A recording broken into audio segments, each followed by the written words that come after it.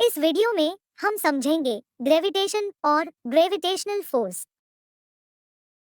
जैसा कि हम जानते हैं, मून हमारी अर्थ के अराउंड रिवॉल्व करता है और हमारी अर्थ सन के अराउंड रिवॉल्व करती है।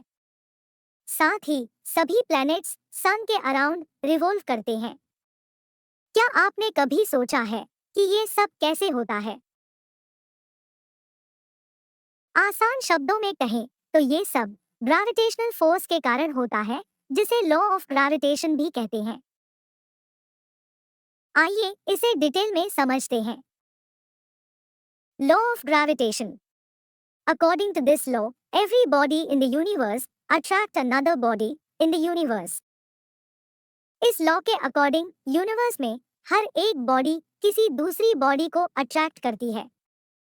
साथ ही किसी भी दो बॉडीज के बीच लगने वाला फोर्स उन दोनों बॉडी मास के प्रोडक्ट के प्रोपोर्शनल होता है और उनके बीच के डिस्टेंस के इनवर्सली प्रोपोर्शनल होता है। इक्वेशन में m1 बॉडी A और m2 बॉडी B का मास है। इस इक्वेशन को सिंप्लीफाई करने पर हमें कांस्टेंट मिलता है, जिसे हम यूनिवर्सल ग्रेविटेशनल कांस्टेंट कहते हैं। इस कांस्टेंट को G से डिनोट करते हैं। इस लॉ को यूनिवर्सल लॉ ऑफ ग्रेविटेशन के नाम से भी जाना जाता है और इस फोर्स को ग्रेविटेशनल फोर्स कहा जाता है। आइए इस लॉ को एक सिंपल एग्जाम्पल से समझते हैं। मान लीजिए कि एक बॉल को ऊपर की ओर फेंका जाता है। ये बॉल एक सर्टेन हाइट पर पहुंचता है, फिर नीचे गिरने लगता है। ऐसा इसलिए होता है क्योंकि अर्थ और बॉल के बीच ग्रेविटेशनल फोर्स लगता है। एनिमेशन में हम देखते हैं कि बॉल का साइज अर्थ के कंपैरिजन में बहुत स्मॉल होता है, जिससे अर्थ का ग्रेविटेशनल फोर्स बॉल को अपनी तरफ अट्रैक्ट करता है। सिमिलरली मून और अर्थ के बीच ग्रेविटेशनल फोर्स लगता है, लेकिन इस केस में मून अर्थ पर फॉल नहीं करता।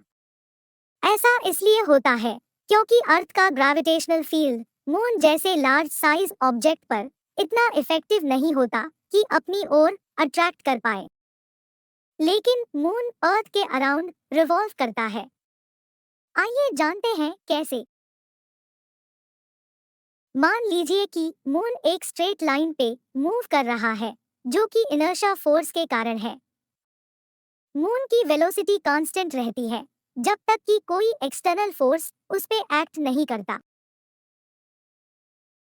जब मून अर्थ की ग्रेविटेशनल फील्ड में आता है, तब अर्थ का ग्रेविटेशनल फोर्स अपनी तरफ पुल करता है। मून का इनर्शिया फोर्स और अर्थ का ग्रेविटेशनल पुल कंबाइन करके एक न्यू फोर्स क्रिएट करते हैं, जो सेंट्रीपेटल फोर्स होता है। इस सेंट्रीपेटल फोर्स के कारण मून अर्थ के अराउंड रिवॉल्व करता है और यही फिनोमिनन बाकी सभी प्लैनेट्स और सन के बिटवीन होता है। Thanks for watching. अगर आपको हमारा ये वीडियो अच्छा लगा तो ऐसे ही और वीडियो देखने के लिए चैनल को सब्सक्राइब करें, वीडियो को शेयर और लाइक करें। तो मिलते हैं नेक्स्ट वीडियो में।